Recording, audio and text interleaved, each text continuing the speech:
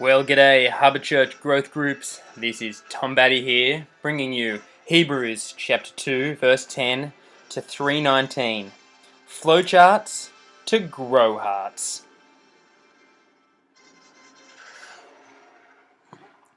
Hope you like that little bit of intro music, a bit of fun.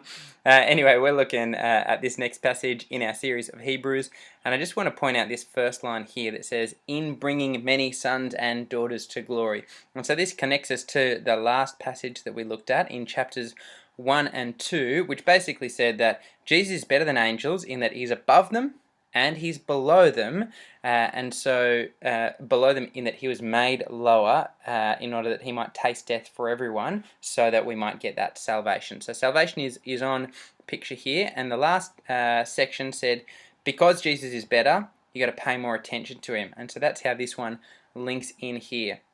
And so this first sentence, let's start breaking it up here. This first little bit, in bringing many sons and daughters to glory, is the intro, but the main part of this first section is this little bit here, which says, it was fitting that God, and we'll skip the next little bit for a moment, should make the pioneer of their salvation perfect through what he suffered. And so in order to make that stand out, I'll just put this little bit over here underneath God. So it was fitting that God, and the author wants to tell us a little bit about God. What is that? Well, for whom and through whom everything exists. Okay, thank you for that. And now, what else does he want to say? He wants to say it was fitting that God should make the pioneer of their salvation perfect through what he suffered. And so this is the main idea of this first section, and it's also going to be the driving theme of the next few verses that lead up into chapter 3. Now, this is a little bit weird because the author says that Jesus was made perfect through what he suffered. And we're like, huh?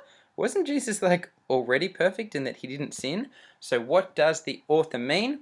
Well, he's going to explain himself in these next little bits. So maybe I will leave that underneath so we can just see it. So, in order to explain himself, he's going to tell us that both the one who makes people holy, do you know who that is?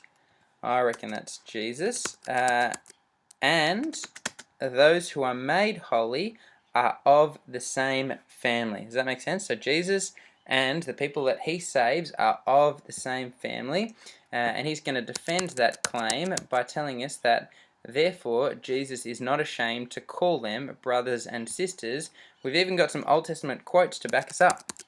So he can tell us that I will declare your name to my brothers and sisters, and in the assembly I will sing your praises, because Jesus shares our humanity with us. We are family with him. Also, he says, I will put my trust in him. And another quote, he says, here I am, or here am I, sorry. I and the children God has given me. So there's a solidarity between the people that Jesus saves and Jesus, in that they are of the same family. And so that's the first thing that you need to know about how Jesus is made perfect for salvation through what he suffered. He suffered as one of us. And so the next idea, so that's the first bit, he's going to develop that a little bit further. So this is the first idea, we are family with Jesus. And the second idea is just here, and he's going to explore a little bit more of what it means for Jesus to have solidarity with us. Okay, so since the children have flesh and blood, okay, that's us, Jesus too shared in their humanity. Okay, that's kind of what we said before, but now he's going to tell us a reason why this happened, so that by his death he might do a couple of things. Okay, the first one is that he might break the power of him who holds the power of death. Okay, who is that? Well, just in case you weren't aware, that is the devil, and I'm going to line up that is the devil underneath him so that we can know exactly who we're talking about. But the author wants to tell us something else about what his death did. Makes sense? So Jesus shared in humanity to do so that by his death he might do a couple of things. The first one is break the power of him who holds the power of death. And the second one is free those who all their lives were held in slavery by what? Held in slavery by the fear of death. So Jesus' death does a couple of things. It breaks the power of death and it breaks the fear of death. And so he's going to then conclude that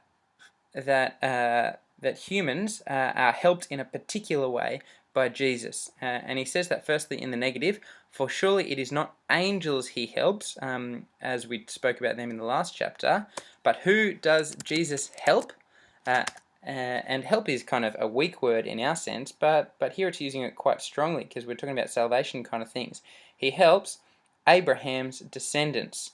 And so because of the way that Jesus is uniquely equipped to help Abraham's descendants, for this reason, Jesus had to be made like them. And this had to be kind of picks up on that necessity language that we saw at the very beginning. It was fitting, it was necessary that God should make Jesus perfect through what he suffered. And so now the author is saying, in order to make that happen, it was necessary that Jesus shared humanity with us. And so he'll say, for this reason, he had to be made like them. I'll put that underneath, be made. So how? Fully human in every way. And what purpose does that serve? In order that he, that's Jesus, might become a merciful and faithful high priest. And the next bit might not fit on the line, so I'll just pop it underneath. Merciful and faithful high priest in the service to God. And the next bit is, we'll move that over, he might. Okay, so we're working with Jesus was made human in every way so that he might, a couple of things. Firstly, become a merciful and faithful high priest. And secondly, I'll move that underneath become, that he might make atonement for the sins of the people. And just to make it fit on the page here, I'll just do that. And you could imagine that that's just all one line. It's just easier if we view everything together.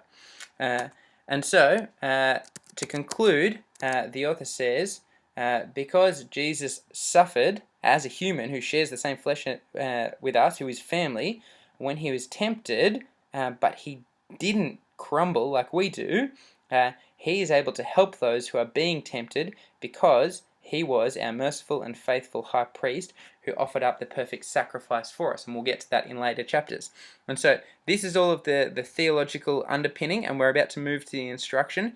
Because Jesus was made perfect for salvation by what he suffered, therefore, and that's the big link that's going to kind of link this section up here to the next part. Therefore, holy brothers and sisters, okay, that's us. What does he want to tell us? Something else, who share in the heavenly calling. Okay, thank you. Now he wants to say the big thing is fix your thoughts on Jesus. And this is the main idea that he's been pushing to the whole time. And then he wants to tell us a couple of things about Jesus, whom we acknowledge as our apostle and high priest. Okay, so in light of Jesus having solidarity with humanity and suffering in our place and for us, and not crumbling and never buckling even when he was tempted, we should fix our thoughts on Jesus.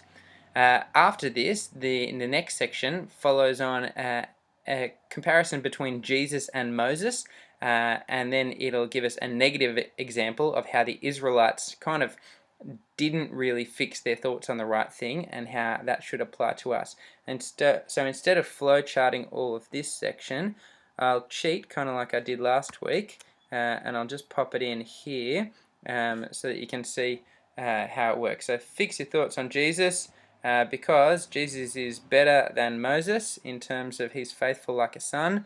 And so don't harden your hearts like the Israelites did, because sin will mess you up. Don't have a sinful and unbelieving heart, and so instead encourage each other daily. Okay, that is the flowchart for let's go backwards. That's what I wanted. For Hebrews chapter 2, verse 10 through to 3:19. Fix your eyes on Jesus. What does this mean for the original recipient? And what does it mean for us today at Harbour Church? Catch you later.